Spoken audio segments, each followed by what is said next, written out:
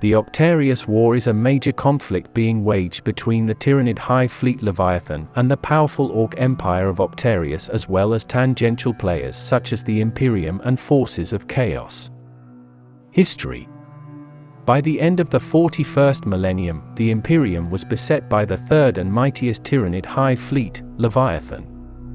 As the swarm rampaged throughout the southern plane of the galaxy, Inquisitor Kryptman desperately looked for an answer to the Tyranid threat.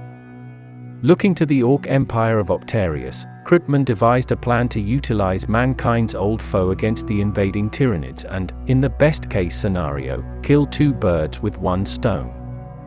Kryptman led several specially equipped Deathwatch teams into the caverns of Carpathia to attempt to capture a brood of live gene stealers in a stasis field.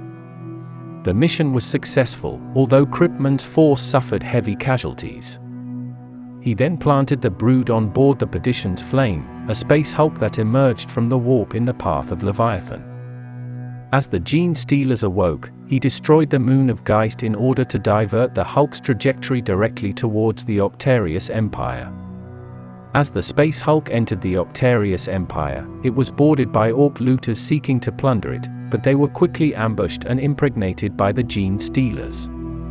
They went on to spread the infestation across the entire Octarius sector. After preliminary skirmishes with the invading gene stealers, war bosses from the Blood Axes employed the services of Boss Zagstruck and his Vulture squad to intercept and destroy the infestation. Even though they were successful, a tendril of Leviathan changed course towards the psychic signal of the gene stealers and invaded the Empire. The Overfiend of Octarius, Blacktooth, launched a counter-invasion directly into the oncoming Hive Fleet. Despite the Orks' efforts, a dozen worlds in the Octarius Empire became infected by the Tyranids within weeks. Depending on the source, the date of Leviathan's invasion is either 989.M41 or 999.M41. Orrok. On the former Imperial world of Orrok, the Orks reacted with puzzlement when the skies darkened with millions of incoming mycetic spores. The Orks rushed to their weapons and barely had time to man their defenses when waves of gaunts crashed into the fortifications. The Orks countercharged the oncoming swarm, and thousands died on both sides in only a matter of seconds. On every scale a fierce battle raged.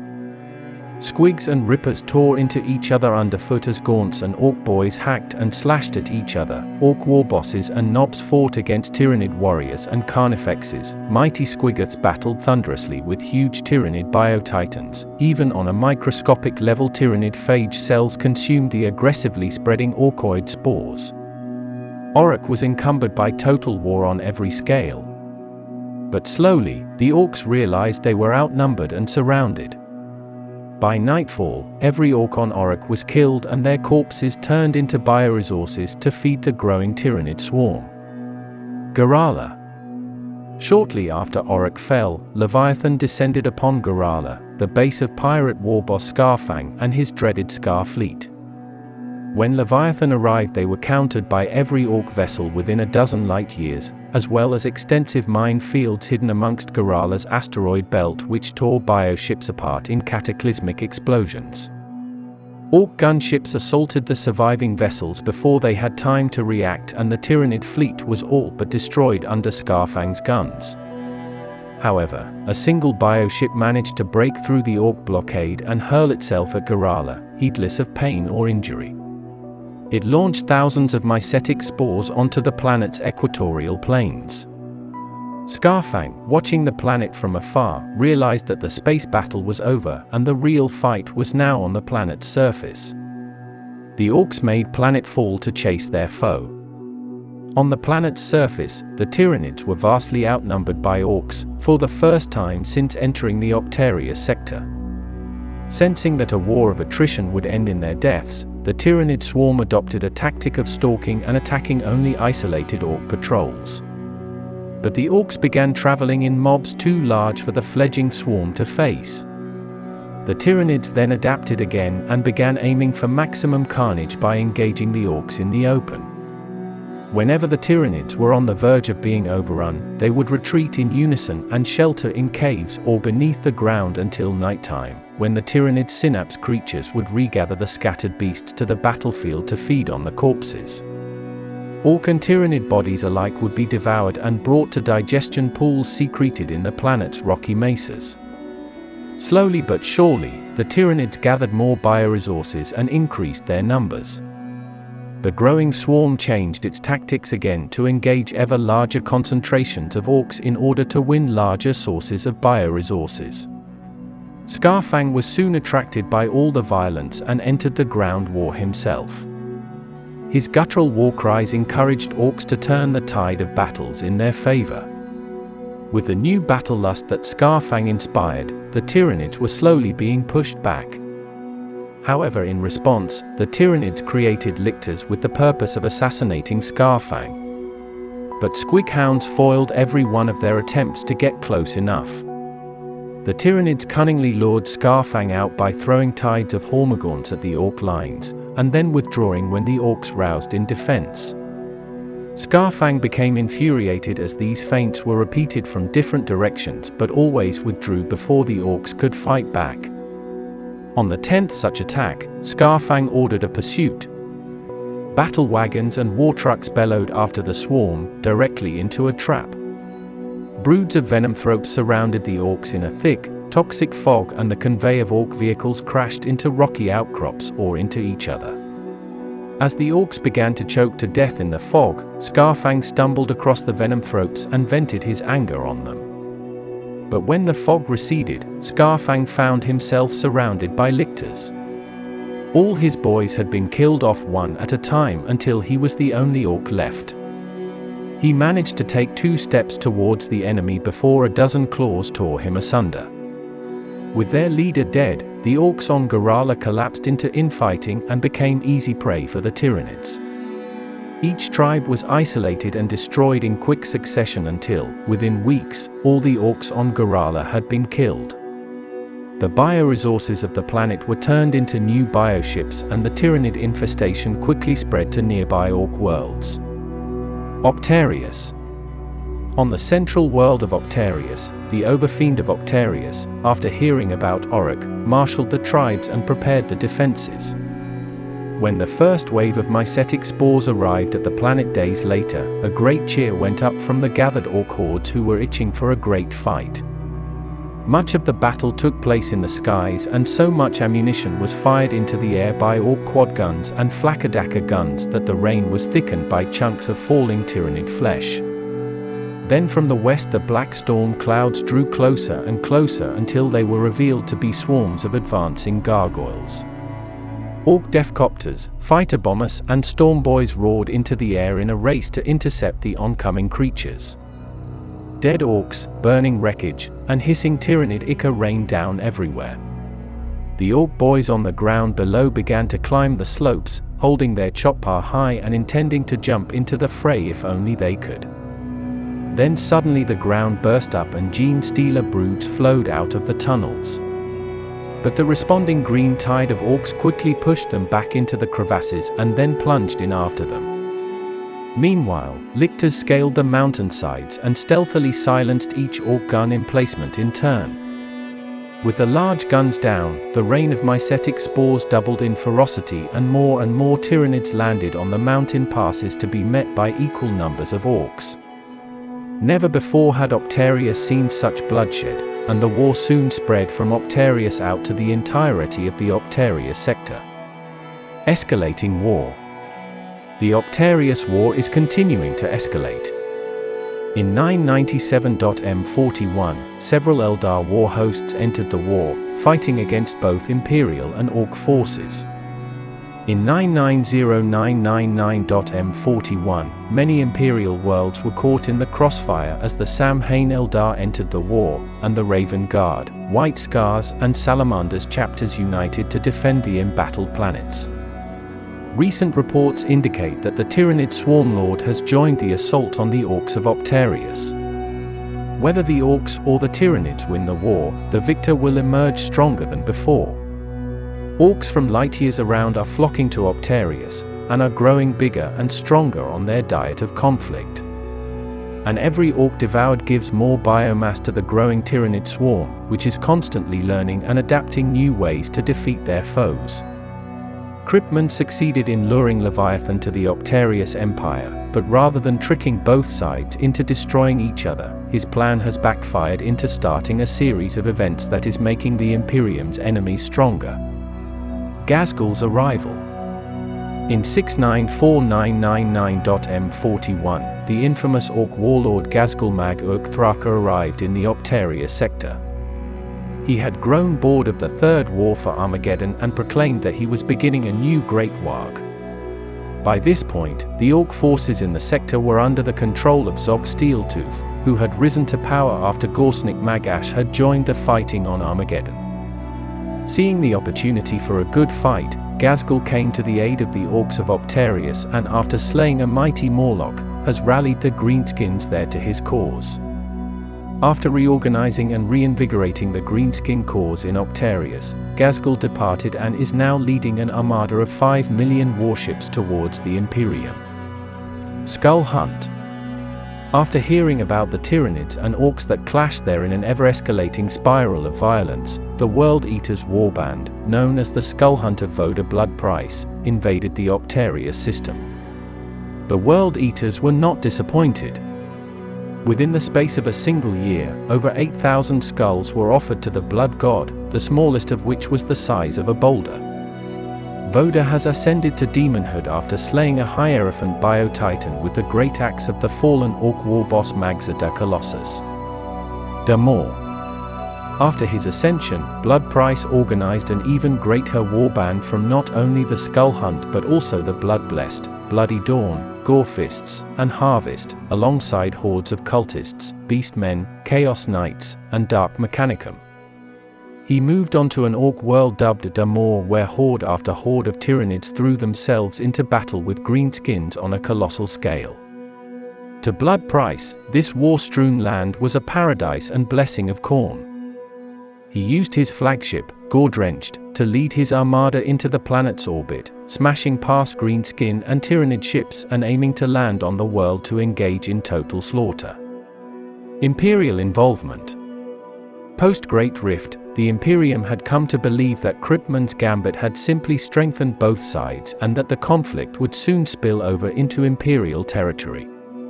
As a result, Inquisitor Nashius Hansen devised a plan dubbed the Cordon Impenetra.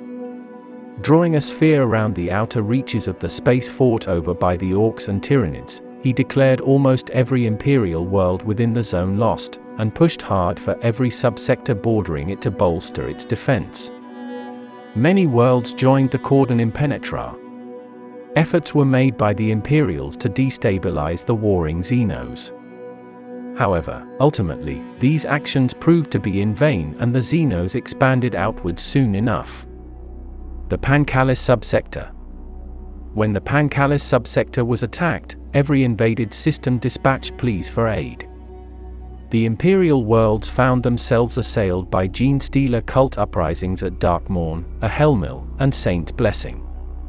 Meanwhile, the Orcs of Stugbrogda Face Grind are attacked the worlds of the Semethis system, overwhelming the feral world of Tylum and the death world of Nazca.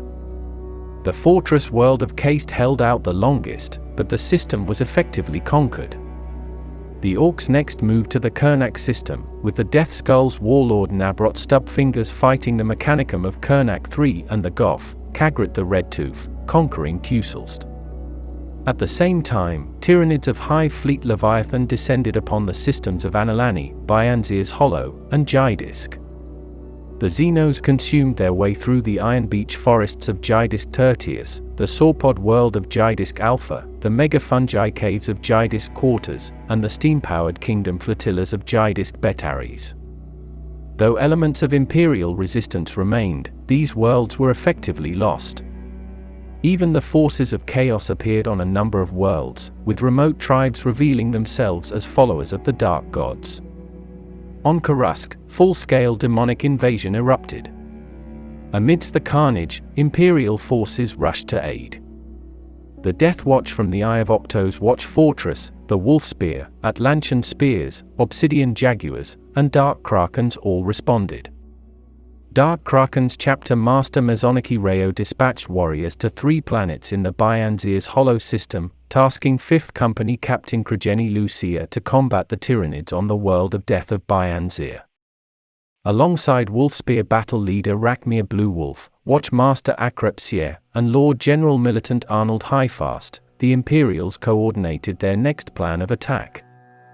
The Space Marines were aided by the Mechanicum of Riza and Esteban III, each dispatching thousands of macroclades and bringing Knight and Titan allies. The Wolfspear slaughtered a horde of Tyranids by creating an avalanche that drove all the creatures into the Mirror Sea, though the resulting tsunami destroyed Prometheum rigs on the sea's bed. Locals on the Great Lakes of Peldothusa drove swarms of Tyranids onto the weakest part of the ice, sending countless of the Xenos into the freezing waters. However, despite this apparent victory, many Tyranids burst out, able to survive the extreme cold and continue to fight on.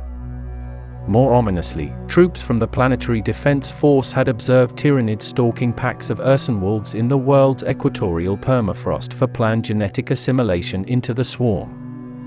These wolves were known to be highly intelligent pack-hunting alpha predators with an instinctive knowledge of the local terrain. Should their genetic material be absorbed, the war effort could go sour.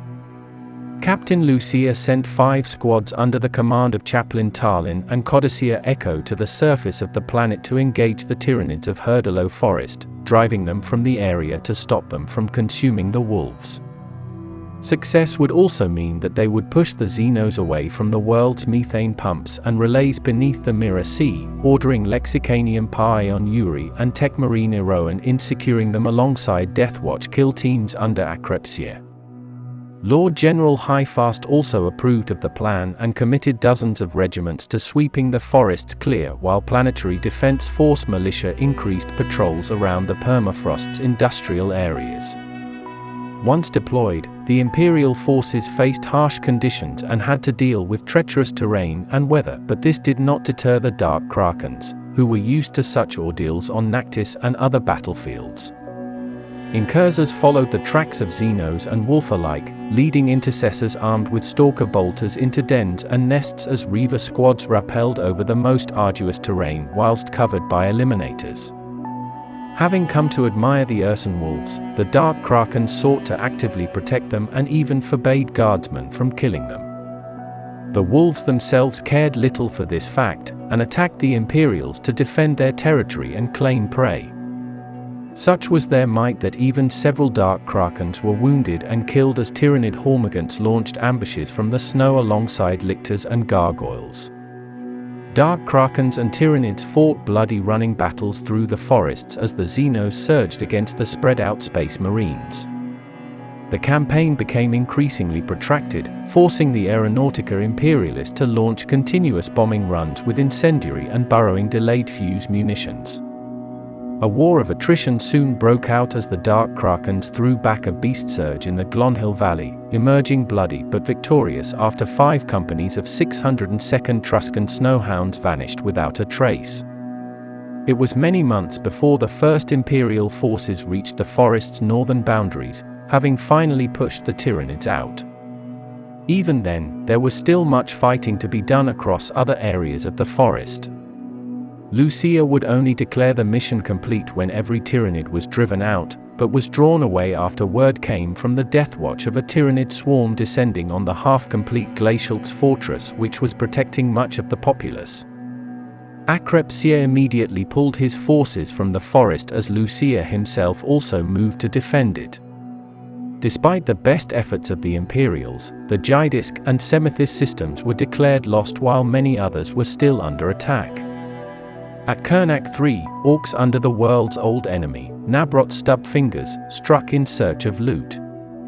He utilized his captured Mechanicum cruisers and frigates crewed by blood axes and captured humans to get close to the orbital defenses, which proved more hesitant to fire upon their former blessed machinery. The blood axes bought time by having their human slaves request security codes and request permission to board. By the time the Mechanicum realized what was happening, it was too late, and though the orbital defenses were able to destroy some enemy vessels, they were destroyed by the furious impacts of the captured Imperial ships, whose blood axes evacuated at the last minute. At the same time, Stubfingers dispatched forces to attack Kurnak IV and destroy its House Zipho's fortress known as the Xiphon. Ork ships stormed into Kurnak IV's orbit, the Greenskins dropping in herds of Squiggoths, airborne megafortresses, and Gorkanauts to crush the house. The knights fought valiantly but were eventually overwhelmed and the walls of the Xiphon were breached. The Orks who attacked Kurnak V met stiff resistance thanks to the efforts of Governor Abrahoma Bental, who had spent years amassing an arsenal of weapons and large garrison from the cordon impenetrable. The Greenskins met division after division of Imperial Navy fighters and air defenses, while Imperial Guard artillery bombarded the Orks' positions before armored regiments rushed them.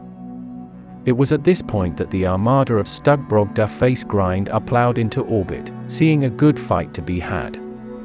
Deploying tens of thousands of vehicles, the new arrivals swept across the planet and slaughtered human and orc alike.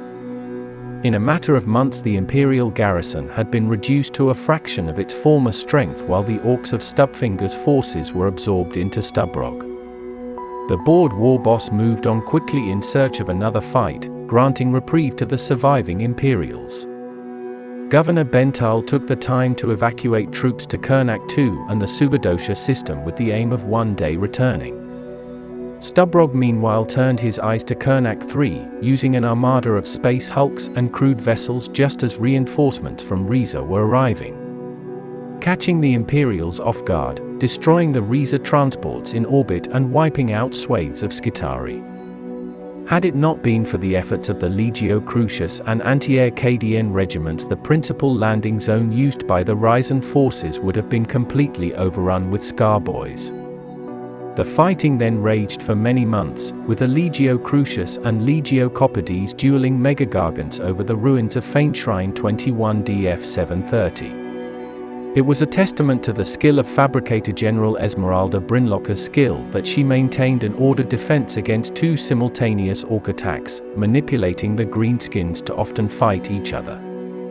However, it was not enough, and billions of Orks were present on the planet and they looted large amounts of captured Imperial vehicles. The Orks looters were churning out vehicles at a rate that outpaced Kurnak III's own supply abilities. With the Greenskin rampage continuing, Brynlock realized defeat was inevitable and made arrangement for withdrawal. She committed hundreds of Skitarii macroclades to conduct a rigard action during the evacuation, with most going to the Kusal system with the intent of regrouping and securing allies for a future counterattack. The Tyranids of Hive Fleet Leviathan attacked all of the Anilani system's worlds at the same time, invading the Cardinal world of Frankis, the Mausoleum world of Karusk, and the Shrine world of Ahelmil, which were underdefended and already rife with Gene Stealer cult and chaos uprisings. Frankis was the site of a massive airborne battle between divisions of Imperial Navy fighters and air defenses and millions of Tyranid airborne organisms. Cebus was subjected to a weeks-long spore mine bombardment which rendered movement outside of the strongest fortifications suicidal. Eventually the bombardment ended, but despite the temporary relief of the defenders, this only brought Tyranid landings.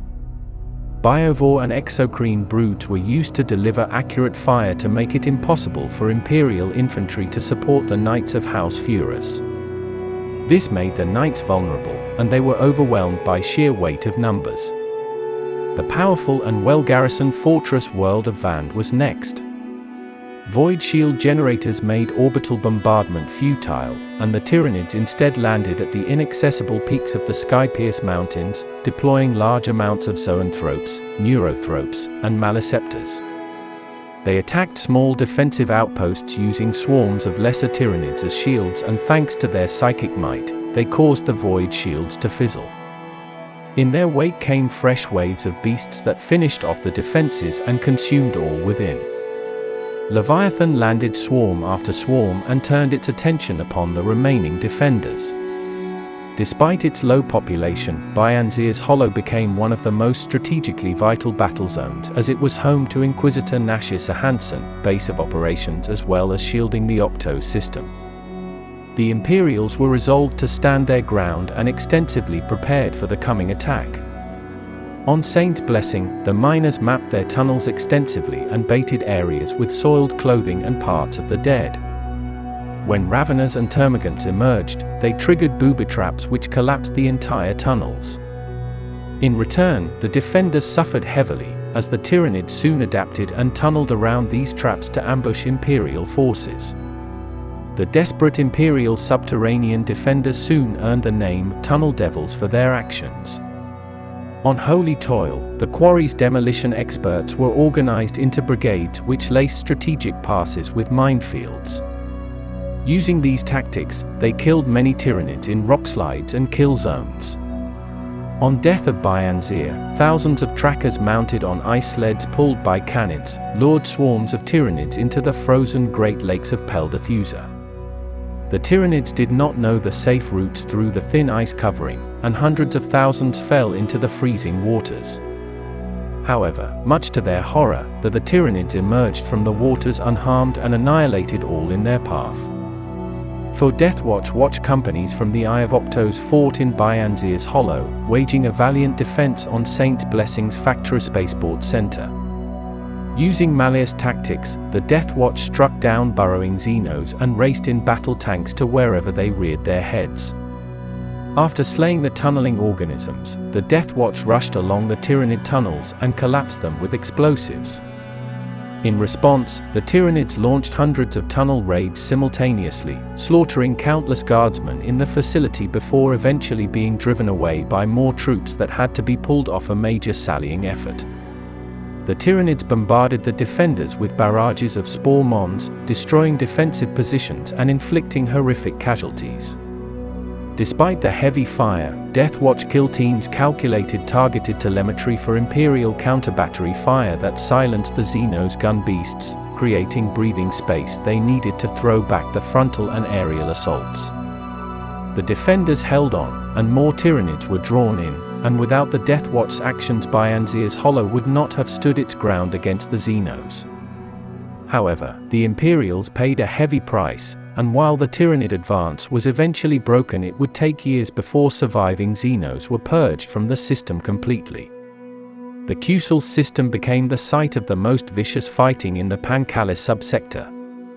Governor Helmgut Cast of the manufacturing world of Ghazghkull's Prime wasted little time in joining the Cordon Impenetra, upping its production quotas and forcing nearby worlds to constantly supply the capital. Despite plentiful garrisons and Imperial Navy flotillas, the first threat to the system came from internal uprisings. Driven by the governor's brutal policies, heretical and gene-stealer cults grew in strength and waged their own guerrilla war. The Imperials' heavy-handed retribution only further fanned the flames of the rebels. Into this came the Tyranids and Orcs of Khagrat the Redtooth. However, Cast issued orders that Imperial forces were only to intervene in battles between the Xenos only if they caused significant damage to each other, or if the battle risked escalating to a point where it became so large it was uncontrollable. It was a strategy that worked to great effect. On Darkmourn, gene-stealer cults of the Shadowrock Coil dominated the mountain range known as the Spine. Imperial Guard, Tangar Woad warriors, Dark Mountain Mountaineers, and Ghazghkull's Prime Canonus had been attempted to exterminate cultist activity for months, but to no avail. When Orcs were observed approaching, the Imperials quietly withdrew and let the Greenskins engage the gene-stealer cultists. The war was tracked by Imperial reconnaissance, and as the Xenos destroyed one another, humanity regrouped and rested. The Greenskins eventually won, and when they left the mountains they came up against fresh and well-supplied Imperial forces who badly mauled them. The Imperials still suffered great losses however, with Fundal's equatorial marshlands all but impossible to defend thanks to the intense heat and megafauna. On Gratu, as much Imperial forces were relieved by Tyranid forces consuming gene-stealer cultists and heretics, they were driven to near extinction by the Xenos' consumption of local livestock. Entire regiments were forced into quarantine after they were caught eating Tyranid corpses out of desperation. On Ernwald, a battle between Orks and Tyranids spiraled into vital factory cities. Ultramar Auxilia super heavy tanks dueled with mobs of Stompers and Bio-Titans as Visburg Heavitrax and KDN armor clashed with speed mobs and battle wagons. Hundreds of thousands of troops were committed to the effort, emerging victorious but seeing 90% of the factory district destroyed. Had it not been for constant uprisings, Imperial forces may have emerged victorious far more easily. Fighting on Qsul's Prime became long, drawn out, and desperate. The Imperials absorbed waves of Xenos attackers as the rest of the planet was devastated. However, the Imperials were able to hold and eventually launch a counterattack, emerging victorious but weakened to the point of being unable to likely survive another invasion. Such was the carnage in the Pankallis battlefront that it became known as the Pankallis Cauldron. Scattered Imperial resistance remained in the Semithis, Kernak, Anilani, and Jihadist systems, but they had otherwise all but fallen. Qsulst and Byanzir's Hollow still held despite furious attacks, but it was deemed inevitable that they would be attacked by renewed Xenos invaders. The Veloria Expedition. The Veloria Expedition was organized after Inquisitor Athacles van Roth grew concerned at the state of the Tyranid and Ork War.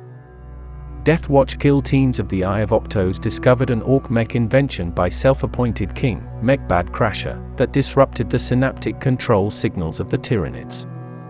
The Deathwatch from Watch Company Secundus under Watch Captain Ghazghkull successfully seized the device, which was embedded into the King Mech's own skull as a crown.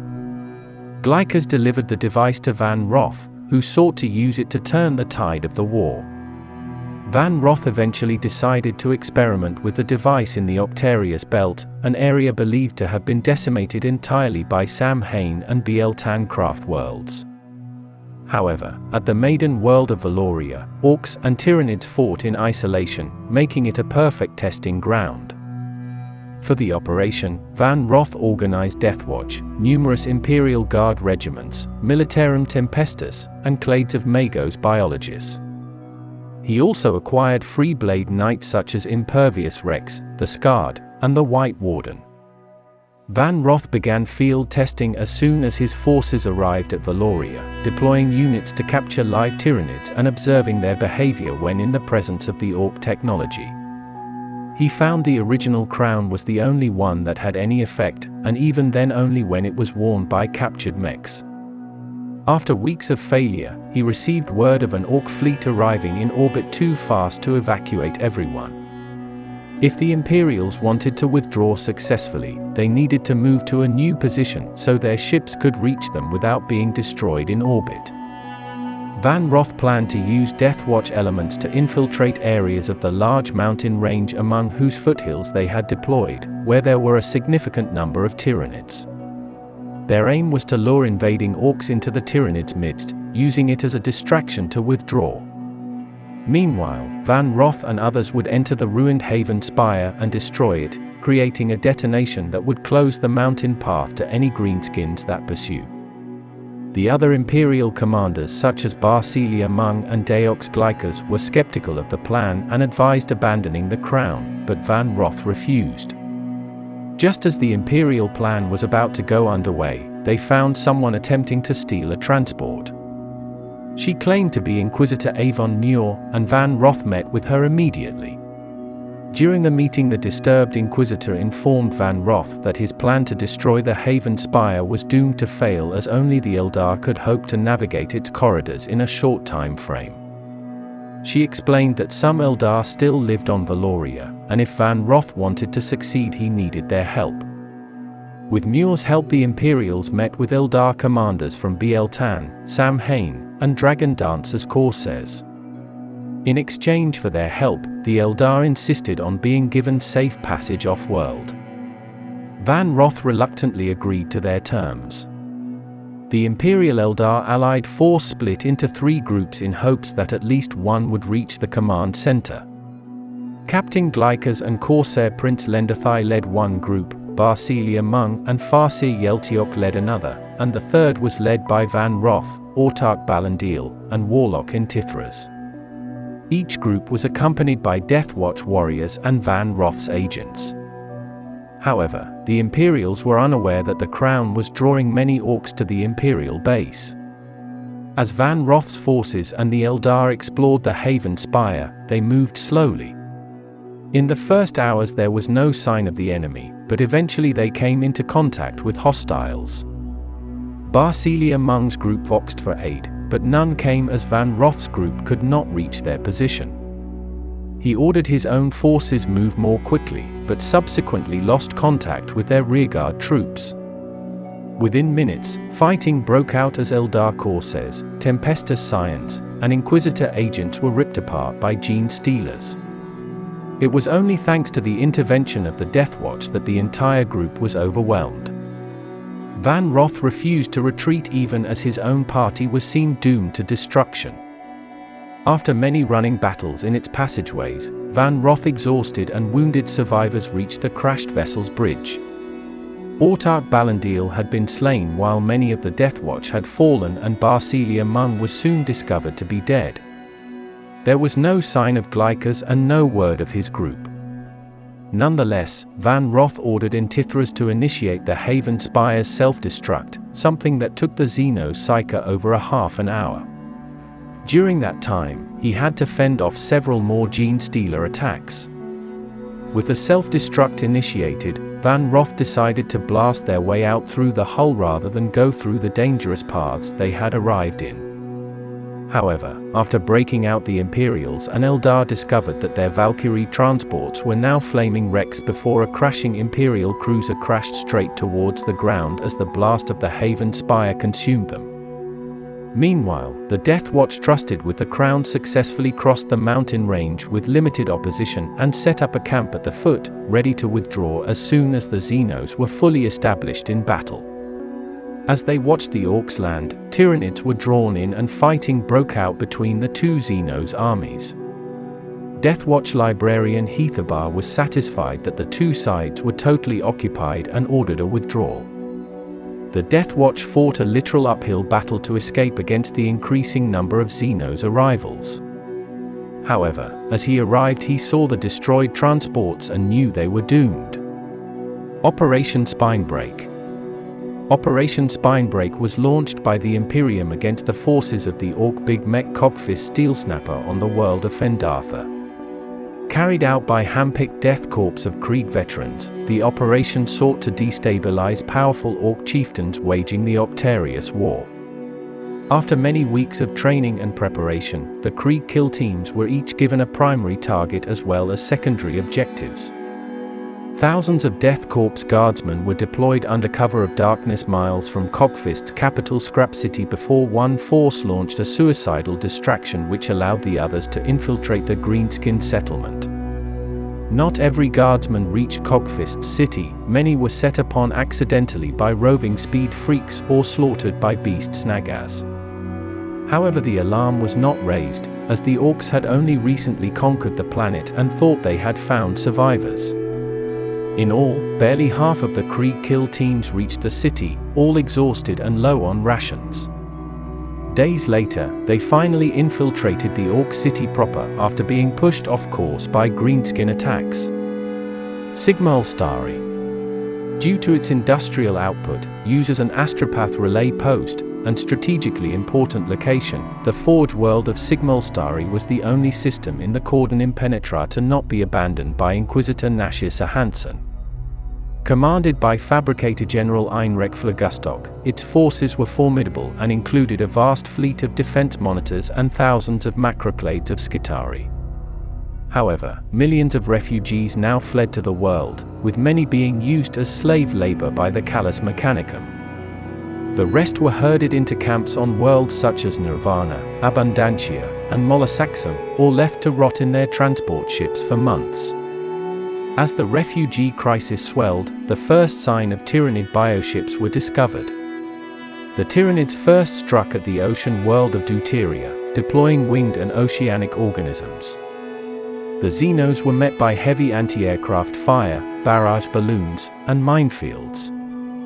These Tyranids were eventually defeated by an enormously risky operation that saw the majority of the Imperial hunting flotillas gathering one place and drawing in the Tyranids, only to unleash flights of gunships with atomic depth charges. At Sigma-Ulstari itself, the defenders were aided by its vast toxic oceans. Gene stealers and lictors identified these as threats and put down warning scents to make sure the Tyranids would avoid them, forcing the Xenos into several bottlenecks. The Tyranids were met in these places by not only Scutari but also Imperial Guard, Knights, and the Legio Ferro-Castrum. War raged for the upper reaches of the planet's forged spires and radioactive plains as Imperial Navy and Basilican Astra fleets engaged swarms of bioships. Such was the world's might that they broke the Xenos invaders, but took heavy casualties in the process. Moreover, millions of Tyranids survived on the world and needed to be purged. Several months later, the Sigma-Ulstari system was attacked by Blood Axe's Orks under Zagrob the Butcher. After arriving in system, the Orks attacked the quarry world of Malaxum, where they fought the planet's heavily armed stone cartels and lumber syndicates. The Orks utilized camouflage and infiltrating abilities, using the forests to capture many of the lumber syndicate's enormous logging ships and converting them into war machines. The defenders used this to finally achieve victory by using such landships to lure Zagrob to a cliff rift by explosives, detonating them and sending the greenskins crashing below. The disorder caused by the warboss death allowed the Imperials to emerge victorious. Meanwhile, Sigma-Ulstari itself was attacked twice under Ghibkrung da Face Crumper. The second occurred only weeks later, this time under Ugal Iron Boot. As with the Tyranids, the Greenskins were forced to land on the Forge world's landmasses, but this time the Imperial defenders were exhausted from their previous war. This allowed the Orks to rapidly advance, and the Imperials only found solace when the Greenskins engaged remaining Tyranids. Eventually, due to the sheer power and tenacity of the Forge world's defenses, the Orks were defeated, but Fabricator General Phlegustok knew they could not withstand another attack.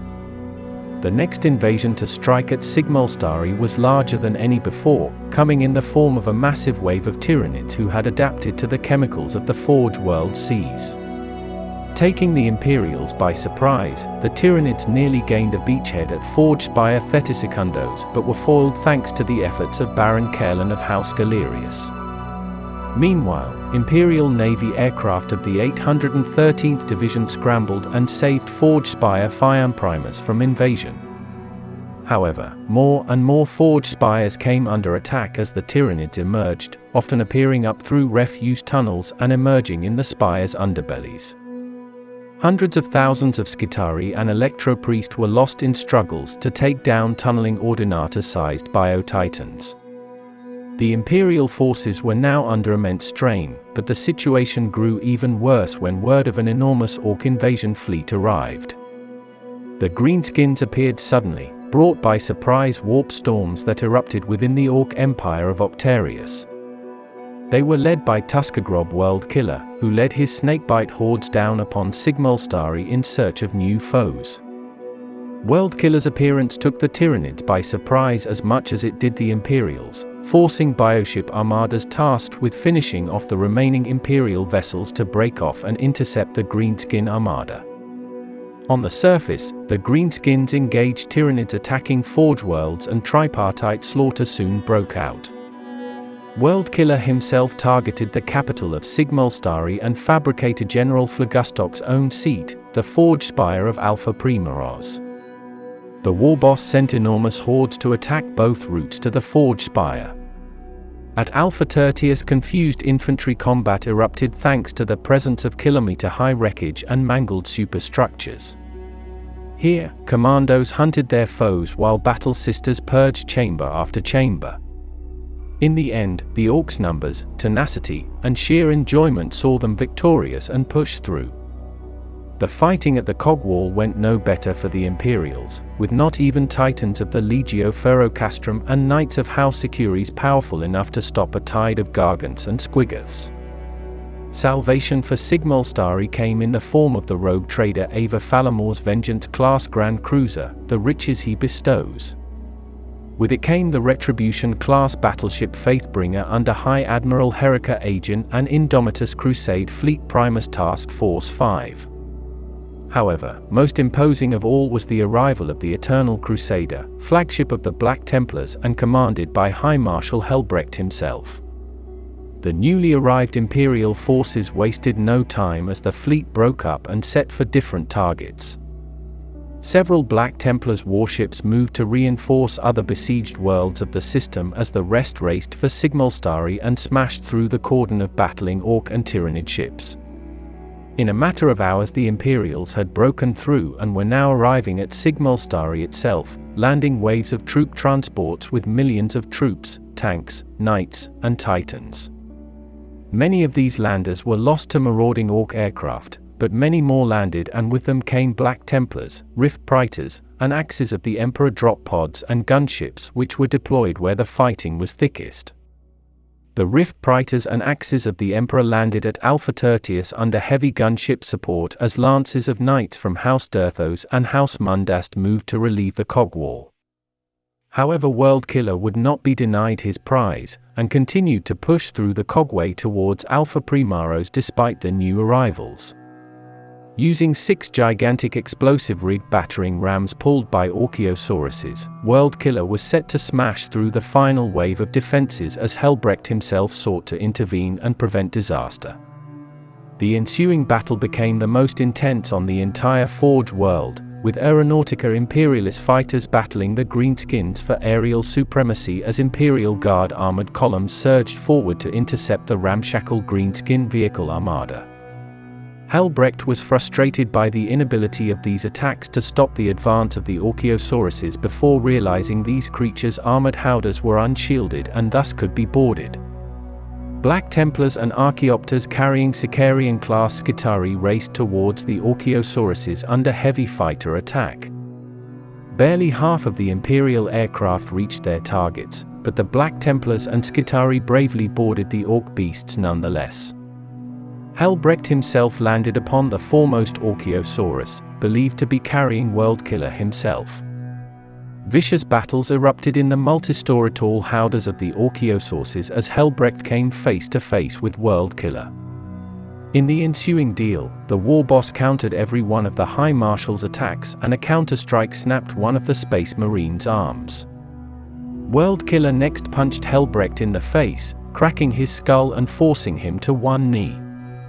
As Worldkiller positioned himself for the final blow, Helbrecht fired his Combamelter duty's burden at point blank, causing the war boss to drop to the floor in pain and allowing the High Marshal to drive his sword through his head. With his foe finally slain, Helbrecht saw that the other boarding operations had also succeeded in boarding the Orkiosaurus and stalling the attack. The Consumption of Octarius. The Swarm Lord itself led the invasion of the Octarius system with billions of bioforms, isolating and besieging each individual Ork-held planet. The planet of Orrok fell in a matter of days while the orbital junkerport of Ermak became the site of an enormous void battle between ramshackle vessels and titanic bioships. The big mechs of the Suparok Ghazghkull rolled out increasingly bizarre weapons by the thousands, turning entire broods to dust with barrages of lightning or reducing them to puddles of goo with gravitational distortions. Much of the fighting at Ermak and Ghazghkull was done in narrow confines and choke points which were well known to the Ork defenders, allowing for many blood axe ambushes and infiltration boardings of bioships. The speed freaks of Ghurghkull Spleen Ripper fought subterranean Tyranids on Dakazot, causing cave-ins when the Greenskins rode over them. This only entertained the Orks more, who ran over any Tyranid that peeked its head through the surface. Meanwhile, the billions of Orks of Bad Squig and thousands of Squigosaurs under Gragnat Stompkrumper enthusiastically engaged the Tyranids. Mobilizing every Ork upon its surface and declaring, "The time of the big kill," Stompkrumper lost an arm, leg, and an eye in a failed attack to tame a captured Carnifex but merely viewed this as a setback. Even Octaria, capital of the Ork Empire and seat of the Overfiend of Octarius, came under renewed attack. Already the site of massive battles between Orks, Tyranids, and Khornate forces, the Swarm Lord himself led a major push that sought to finally break the stalemate. The Swarm Lord's vast biofleet splintered off and attacked other worlds in an attempt to draw away Ork reinforcements and supplies. Orrok was quickly consumed and its resources dedicated to the coming push. At Bad Squig, the Swarm Lord saw that Stompkrumper's big kill was losing momentum. Most of his pet squigosaurs had perished and his beast Snagas were finding themselves countered by the ever-adapting Tyranids. Orks were getting fewer and fewer kills, creating rising resentment that saw Stompkrumper's authority challenged.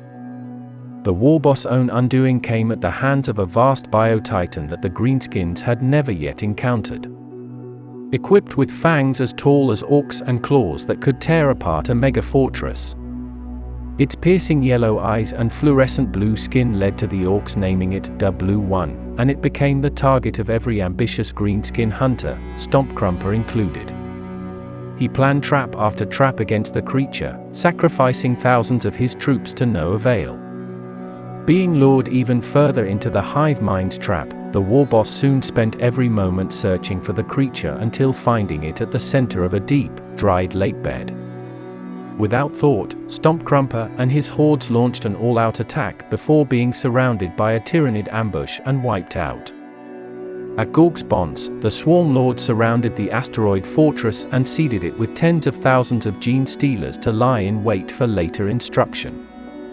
The Tyranids next attacked from all directions as the gene stealers emerged to ambush Ork retreats and cutting off life support systems and opening up breaches to the void which saw thousands of Orks and Xenos alike into the coldness of space. Despite taking heavy casualties, the Tyranids were systematically eradicating the Greenskins. At Dakazot, the Greenskins soon adapted to the subterranean Tyranids, using the tunnels as their own racing arenas, viewing the attacking Xenos traps as obstacles in their contests. The fast-moving Orks proved difficult to pin down, and the Swarm Lord next deployed hundreds of waves of winged organisms that unleashed nets of fire over swathes of territory and annihilating the Greenskins within. The Tyranids were also able to use cave-ins and Ork infighting to entrap the Greenskins, packing them in and slowly picking them off. At Ermak, the Swarm Lord had his bioships launch hundreds of thousands of lamprey eel-like creatures to the flanks of the Junker shipyards. These burrowed into the facilities, unleashing hundreds of Tyranid organisms that slaughtered the construction crews. With the Greenskins incapable of producing more ships, the Tyranids soon dominated its orbit and swiftly digested the planet. The Swarm Lord next struck at Octaria itself, seeking to first cut it off from receiving any further reinforcements. Thousands of bioships moved to blockade the planet, battling waves of Ork defense ships and blockade runners. The Swarm Lord next landed waves of vanguard organisms to wreak havoc behind the Greenskin lines. All of this bought time for Tyranids already on Octaria to regroup for the next coming push as the Swarm Lord himself sought to establish air superiority. Waves of Tyranid winged organisms battled Ork aircraft in fearsome aerial battles that saw the invaders eventually prevail thanks to their sheer numbers. With air superiority asserted and the ground situation stabilized, the Swarm Lord next moved to clear landing zones as bioships launched waves of mycetic spores which carried billions of Tyranids. However, while the Tyranids advanced, they took grievous casualties to the mountain fortresses and mega-weapons of the many mechs under the Overfiend's command. Miles of rock opened up into jaw-like mechanisms, swallowing the Tyranid hordes and cutting them to pieces with rows of buzzsaws. Scrap cities moved and changed their topography to suit the Greenskins' needs and hinder the invaders. Enormous magnets picked up Tyranids and plunged them into furnaces as large as small towns. However, despite enormous losses and setbacks caused by the Ork machinery, the Swarm Lord had ample reserves and used sheer numbers and attrition to grind away the Greenskin defenses. With each passing day, more and more bioships arrived at Octaria to begin the consumption process. These ships fed upon areas captured by the Tyranids, producing waves of fresh reinforcements for the Octarian meat grinder. Through all of this, the Swarm Lord itself never appeared on the battlefield and instead waited for the right time to strike. Meanwhile, the Overfiend himself was becoming more and more isolated, separated from his chief lieutenants who were picked off one by one. The Swarm Lord judged that the time was ripe to finally slay the Greenskin ruler and summoned 2 megaswarms to him. The first was to surround the Overfiend's army and attack from all sides, while the second was to form a second circle around the battle and act as a blockade to both prevent escape and reinforcements from arriving. At the enormous scrap city of Megascrap, the Swarm Lord committed hundreds of Bio-Titans to the attack. In the ensuing battle, the Tyranid numbers were seemingly endless and the Orks found themselves overwhelmed and rapidly running out of ammunition and machinery. Such were the Tyranid numbers that Tyrant Guards and Morlocks were expanded as they were mere gaunts. The sheer number of Tyranid bodies caused Gargants to become bogged down and unable to maneuver, while the Overfiend himself was at the center of the fighting, killing Tyranids beyond count but finding himself isolated from his entourage of Scarboys. However, the moment came when the Overfiend, slaying a Carnifex, suffered a deep wound in his thigh. The Swarm Lord knew the time had finally come to make his move and appeared on the battlefield with hundreds of Tyranid guards and Carnifexes. This force clashed with the Overfiend and his remaining Scarboys, with the Tyrant Guard and Carnifexes largely being annihilated by sweeps of massive axes and the blades of Death Dreads. However, this just let the Swarm Lord engage the Overfiend himself, the Xenos command beast, allowing the Greenskin to expend his energy in a flurry of strikes. The Herald of the Great Devourer kept moving and parrying, using its multiple arms to its advantages. The Overfiend fought with unmatched ferocity, never once pausing or slowing down. But as he expended himself, the Swarm Lord slowly picked the Warboss apart, first severing one of the power cables to his power claw. With its hydraulics cut, the Overfiend's claw became dead weight dragged at his side. The Swarm Lord then abandoned its caution for unrelenting fury, unleashing a furious attack on the Overfiend that saw its 2 bone blades smash open its head. Finally, the Swarm Lord buried its maw within the Overfiend's open skull and consumed its brain. The Greenskin was truly dead, and victory was finally the Hive Mind's. Despite the victory of Hive Fleet Leviathan against the Orks, Octarius remains a war zone. In the weeks following the Overfiend's death, the Greenskins spread outwards from Octaria and infighting increased. No fewer than 6 warlords have declared themselves the new Overfiend and are gathering forces to themselves. Already, the Tyranids are taking advantage of this, and it is undoubtable that the Great Devourer has gained the upper hand. Meanwhile, the Imperials have stabilized the Sigma-Ulstari front.